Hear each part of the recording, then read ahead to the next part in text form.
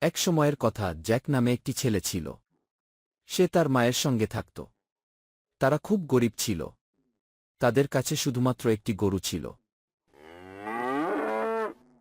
এক সকালে জ্যাকের মা তাকে বলল গরুটিকে বাজারে নিয়ে গিয়ে বিক্রি করতে।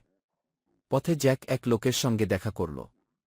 লোকটি জ্যাককে গরুর বদলে কিছু জাদুর বীজ দিল। জ্যাক বীজগুলো নিয়ে বাড়ি ফিরে এল। জ্যাকের মা যখন বীজগুলো দেখল, তিনি খুব রেগে গেলেন। তিনি বীজগুলো জানালা দিয়ে বাইরে ফেলে দিলেন। পরদিন সকালে জ্যাক জানালা দিয়ে বাইরে তাকাল। একটি বিশাল শিমগাছ দাঁড়িয়ে ছিল। সে বাইরে গেল এবং শিমগাছে ওঠা শুরু করল।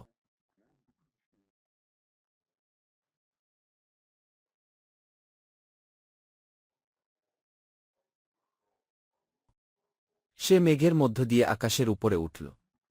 জ্যাক একটি সুন্দর প্রাসাদ দেখল। সে ভিতরে গেল।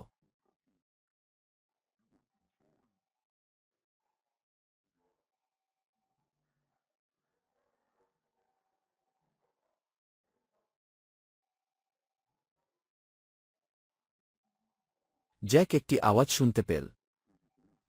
Fee, fi, fo, fum.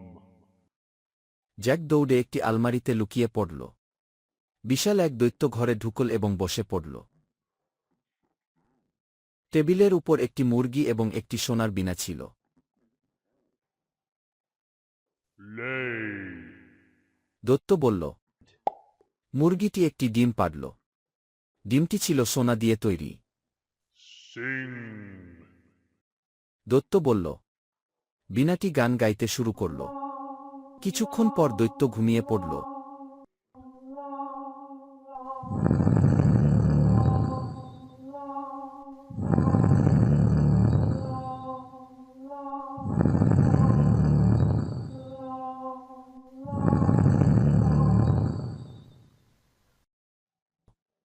Jack আলমারি থেকে বেরিয়ে এল। সে মুরগি এবং বীণাটি নিয়ে নিল। হঠাৎ বীণাটি গাইতে শুরু করল। Help, Master! দৈত্য জেগে উঠল এবং চিৎকার করল। Fee, fi, fo, fum. Jack দৌড়াতে লাগল এবং শিমগাছ বেয়ে নিচে নামতে শুরু করল। দৈত্য তার পেছনে নামতে লাগল।